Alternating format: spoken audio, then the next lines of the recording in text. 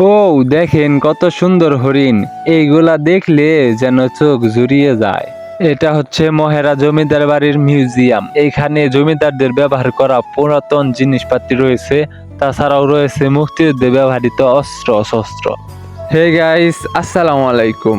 আরো একটা নতুন ব্লগ ভিডিওতে আপনাদের স্বাগতম। ঢাকা থেকে মাত্র কয়েক ঘন্টা দূরত্বে আপনি যদি ইউরোপীয় রাজপ্রাসাদে ছোঁয়া পেতে চান, তাহলে আপনাকে চলে আসতে হবে টাঙ্গাইল জেলার মির্জাপুরে। হ্যাঁ, আমি এখন দাঁড়িয়ে আছি বাংলার অন্যতম সুসংরক্ষিত এবং চোখ ধাঁধানো মহেরা জমিদার বাড়ির সামনে। আজকের এই ব্লগে আমরা শুধু এই সুন্দর প্রাসাদগুলোই দেখব না, তার সাথে জানবো এর ভালো এবং কালো ইতিহাস। তাছাড়াও এটার ভেতরে রয়েছে মিনি একটি চিড়িয়াখানা, শিশুদের খেলার পার্ক এবং মিউজিয়াম। সেগুলো একটু পরে দেখব। চলেন তার আগে এইখানকার ইতিহাস সম্পর্কে জেনে আসি। এই সুন্দর জমিদার বাড়িতে পা রেখেই মনে হচ্ছে যে কয়েকশো বছর পেছনে চলে এসেছি। এই জমিদার বাড়িতে শুধুমাত্র একটি ভবনই নয়, এখানে রয়েছে বেশ কয়েকটি লজ। এইখানে বড় তিনটি ভবন রয়েছে।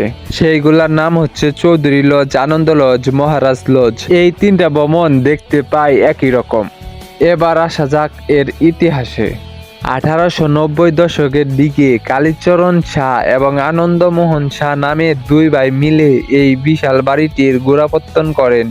তারা মূলত কলকাতার সাথে পাট ও লবণের ব্যবসা করতেন। ব্যবসায় বিপুল পরিমাণে লাভের পর তারা ব্রিটিশদের কাছ থেকে এই জমিদারিত্ব কিনে নেয়। কিন্তু এই জাঁকজমটপূর্ণ ইতিহাসের পেছনেও একটি কালো অধ্যায় রয়েছে। 1971 সালে মুক্তিযুদ্ধের সময় পাকিস্তানি হানাদার বাহিনীরা এখানে আক্রমণ করে এবং জমিদার বাড়ির কুলবধূ সহ 5 জন গ্রামবাসীকে হত্যা করে। এই ঘটনার পর জমিদার পরিবার তার সবকিছু ফেলে রেখে কলকাতায় চলে যান। এরপর 1982 সালে এই বাড়িটাকে পুলিশ ট্রেনিং সেন্টার হিসাবে ঘোষণা করা হয়। আর ঠিক এই কারণেই বাংলাদেশের অন্য সব জমিদার বাড়ির মতো এই বাড়িটি ধ্বংস হয়ে যায়নি, বরং নতুনের মতো চকচক করতেছে। চলেন এইবার আমরা দেখব মহেরা জমিদার বাড়ির ভেতরে থাকা মিনি চিড়িয়াখানায় কি কি আছে। আপনারা যে ময়না পাখি দেখতেছেন, এই ময়না পাখি কিন্তু কথা বলতে পারে।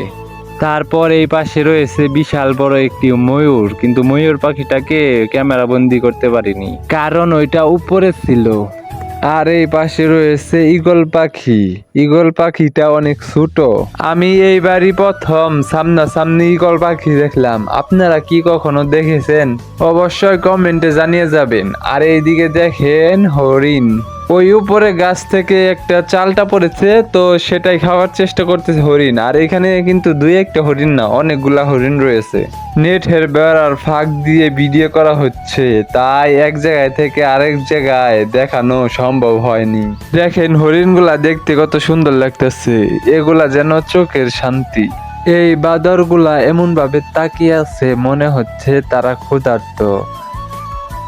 এখানকার মিউজিয়ামে কি কি আছে সেগুলো একটু পরে দেখি। তার আগে চলেন দেখি এইখানে থাকা শিশু পার্ক।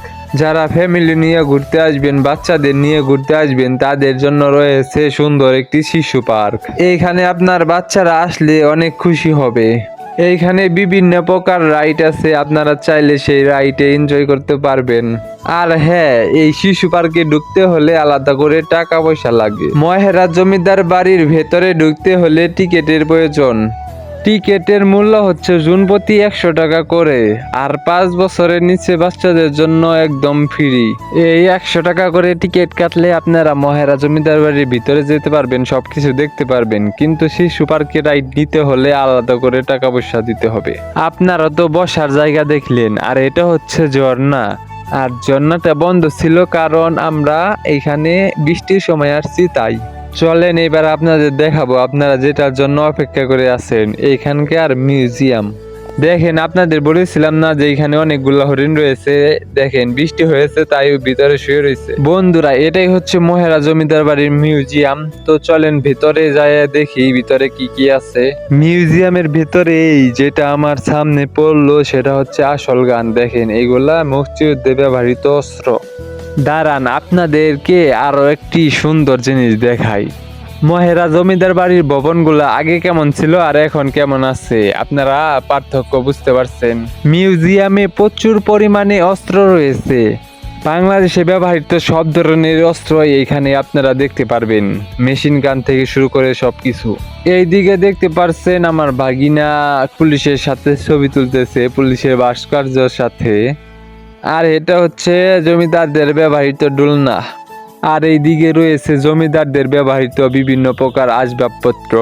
যুদ্ধের সময় জমিদাররা যখন সবকিছু ফেলে রেখে পালিয়ে যায়, তারপরে এইখান থেকে অনেক জিনিস হারানো গিয়েছে বলে আমার মনে হয়। আমার মতো আপনাদেরও কি এইরকম মনে হয়? যদি মনে হয় তাহলে কমেন্টে জানাইন। এই মিউজিয়ামে বিভিন্ন পুলিশের ভাস্কর্য রয়েছে, তাদের নাম সহ রয়েছে। আমার মনে হয় তারা শহীদ হয়েছিল, তাই তাদের স্মৃতি হিসাবে রেখে দিয়েছে। আপনাদের দেখে মনে হতে পারে যে একই গান বারবার দেখানো হচ্ছে, কিন্তু না, এইখানে অনেকগুলা গান রয়েছে। এটা হচ্ছে মিউজিয়ামের সামনের অংশ। এইখানে বিভিন্ন প্রকার পার্কিং সিস্টেম রয়েছে, যেগুলা দেখতে অনেক সুন্দর। দেখেন এইখান থেকে মহেরা জমিদার বাড়ির ভবনটা কত সুন্দর দেখা যাইতেছে। মহেরা জমিদার বাড়ির সামনে রয়েছে বিশাখা সাগর নামের বিশাল বড় একটি দিঘি। ও হ্যাঁ, আপনাদেরকে তো আরো একটি কথা বলতে ভুলেই গিয়েছি। এই মহেরা জমিদার বাড়িতে কিন্তু প্রচুর পরিমাণে সিনেমা করা হয়েছে। আগে এইখানে প্রচুর পরিমাণে সিনেমা শুটিং করা হইতো, এখন তো বাংলা সিনেমা হয় না বললেই চলে। এইখানে আমাদের মেগা স্টার শাকিব খানও সিনেমা করেছে, মহানায়ক মান্নাও সিনেমা করেছে। এই যে বিশাল এরিয়া, বিশাল মাঠ দেখতে পাচ্ছেন, এই মাঠে কি করানো হয় জানেন? এখানে পুলিশদের ট্রেনিং করানো হয়। তাছাড়াও এখানে গাড়ি পার্কিং এর ব্যবস্থাও রয়েছে, এখানে গাড়ি পার্কিংও করা হয়। এইখানকার লোকেশন হচ্ছে মির্জাপুর, টাঙ্গাইল। তো বন্ধুরা, আজকে ভিডিওটা এই পর্যন্তই ছিল। ভিডিওটা তোমাদের কেমন লেগেছে অবশ্যই কমেন্টে জানাবা, আর পেজে নতুন হলে পেজটাকে ফলো দিবা।